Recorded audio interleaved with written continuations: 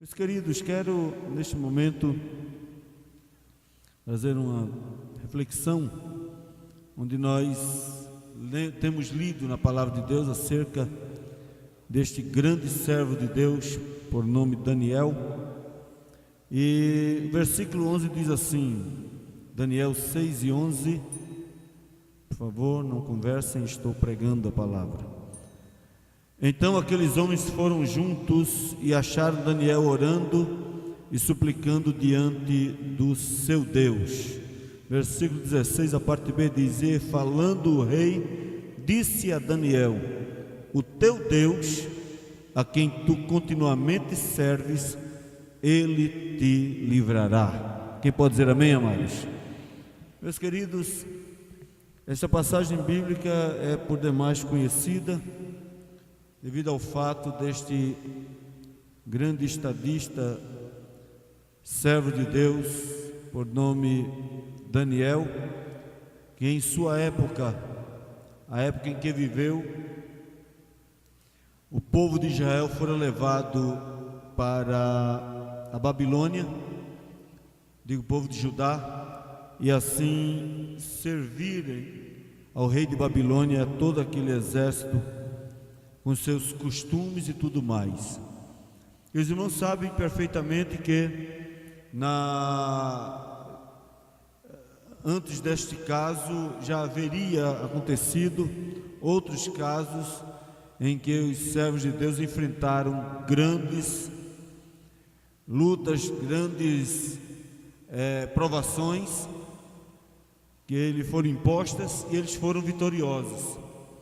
E Daniel agora, única e exclusivamente Daniel, estava agora diante de um caso, diante de um problema em que, devido à inveja que os demais príncipes tiveram de Daniel, porque o rei possivelmente havia comentado com alguém que desejava constituir Daniel como príncipe, ou como primeiro príncipe de todo o seu reino.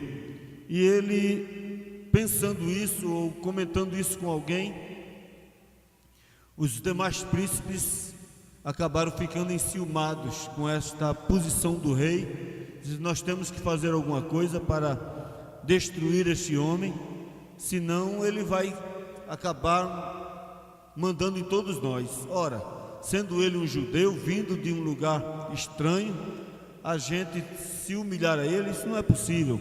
Então nós vamos traçar aqui um plano para tentar pegá-lo em alguma coisa que a gente possa lhe acusar. E começaram a cascavear a vida de Daniel em todos os aspectos, mas não encontravam nada que pudesse acusar a Daniel. E testaram ele de muitas maneiras, mas ele não foi de maneira alguma, ou não caiu em nenhuma das armadilhas que lhe armaram.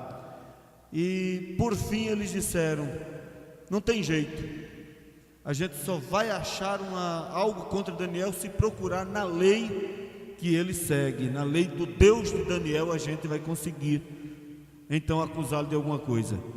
E certamente encontraram na lei que o Senhor diz na sua palavra: somente ao Senhor teu Deus adorarás, e somente a Ele se deve dar cultos.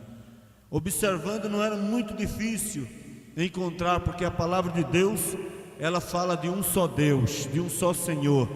Embora esteja invisível, mas Ele está vivo, Ele existe e Ele está aqui. Você pode dizer amém, amados? E naquele dia, naquele momento, eles têm esta ideia e procuram, então, de alguma maneira, fazer com que fosse feito um edito, uma ordem, uma lei, para que não se pedisse, não se adorasse, não se buscasse, não se fizesse nenhuma petição a outro ser, a nenhum Deus, senão somente ao rei. Esta característica que lhe dão ao rei naquele momento, colocavam essa posição que colocavam o rei, estavam colocando o rei na posição de um Deus. E o rei não pensou que isto poderia agravar-lhe o seu reino ou prejudicar-lhe o reino, ou que era uma armadilha. Quando os seus príncipes trazem essa proposta, o rei se anima e diz: é bom, então vamos assinar. E assinou o decreto para que durante o espaço de 30 dias ninguém fizesse petição alguma, senão somente ao rei. 2 erros graves havia cometido o rei Dario. Primeiro, é que ele não havia consultado todos os príncipes, porque se houvesse consultado, Daniel estaria sendo consultado acerca daquilo ali e possivelmente teria um voto. Eu poderia conseguir outros votos contra, mas aqueles homens foram muito astutos e enganaram o rei. Outra coisa é que o rei não imaginou que ele, sendo réis mortal, nunca assumiria, colocaria ou seria colocado no lugar de Deus. Ele não pensou, não meditou no que estaria assinando e assinou. E tendo assinado, aqueles homens tomaram de posse daquele documento e começaram a vigiar a Daniel para agora então acusá-lo de uma grave falta em estar transgredindo a lei dos medos e dos persas. Naquele momento, ou durante aquele tempo, então eles observam que pela janela aberta do quarto de Daniel, pelo lado de dentro, estava aquele homem 3 vezes ao dia, dobrando o seu joelho e rogando e fazendo petições, porque está escrito na palavra de Deus: se o meu povo, que se chama pelo meu nome, se humilhar e orar e pedir, eu dos céus ouvirei as suas orações. Estava escrito também que o povo, quando estivesse em terras estranhas, em lugares estranhos, em terras que não fossem suas, e abrisse suas janelas para a banda de Jerusalém, glória a Deus, e clamasse ao Deus dos céus, o Senhor atenderia às orações deles.